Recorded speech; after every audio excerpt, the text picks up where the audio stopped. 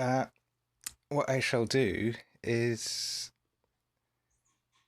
cut to here, and I'll take you back to 1956 today. It's the film Forbidden Planet, which is a science fiction classic and surprisingly influential on what was to come later, as we'll see soon. It was at the time a hugely expensive and ambitious production, taking science fiction seriously for once rather than relegating it to the role of a B-movie filler, which is what science fiction was up until then. 1956, that's when things changed. It's the 23rd century in the film. One of our starships is heading to the planet Altair 4 to investigate the outcome of a science expedition sent from Earth 20 years earlier. They contact Dr. Edward Mobius, down there, who rather abruptly warns them not to land. He's doing fine, and they'd be better off just simply turning back. But they've come out all that way, so they insist on landing. Robbie the Robot comes to meet them. Now, Robbie the Robot is perhaps one of the most famous and recognisable robots in sci-fi. Morbius explains that the expedition was killed one by a planetary force, and that their starship was destroyed.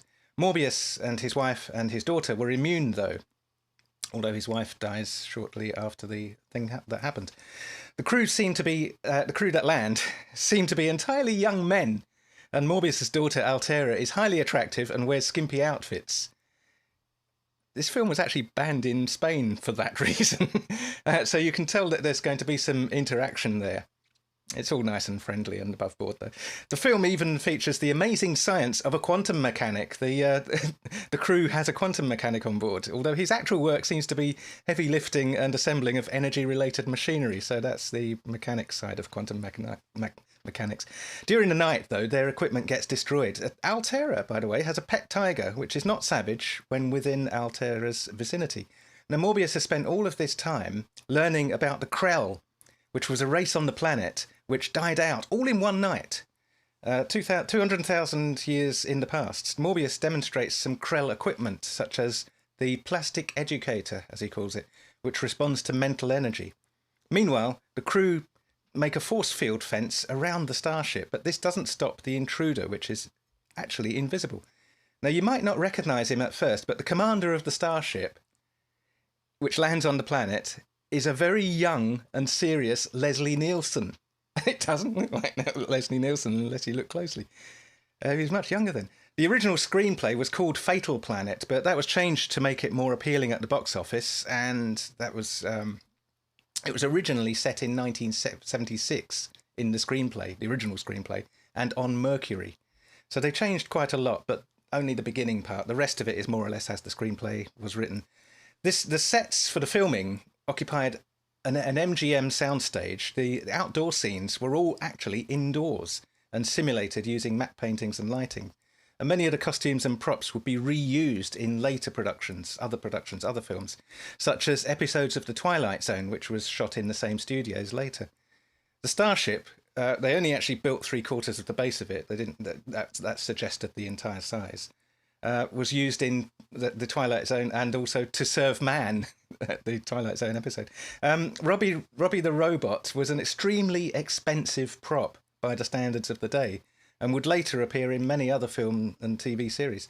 The electronic music used in the score, though, is also one of the most interesting aspects of this already very interesting film. And it was all composed by Bebe and Louis Barron, who were a beatnik couple who were into electronic abstract music using equipment that predated synthesizers as we know them. Now, the score was described as electronic tonalities, so that they didn't have to pay film industry music guild fees. Now, the couple weren't members of any musicians' union, you see. Norbert Wiener's book, Cybernetics, Control and Communication in The Animal and the Machine, 1948, was a heavy influence on Louis Barron's electronic constructions and production approach, using delay lines and modulation. The couple's music achievements are still highly influential to this day, and being into electronic music myself, I can tell you that is definitely the case. Today, modular sound synthesists are preoccupied with what we call the Krell Patch, which is a generative stochastic sound patch similar to the one used in the film to represent the Krell. In 2017, the original Robbie the Robot was auctioned for 5.3 million US dollars. The influence of the film was such that Gene Roddenberry's Star Trek would not have turned out like it did without this obvious inspiration. Similarly, there are also lots of aspects of this film that show up in Star Wars.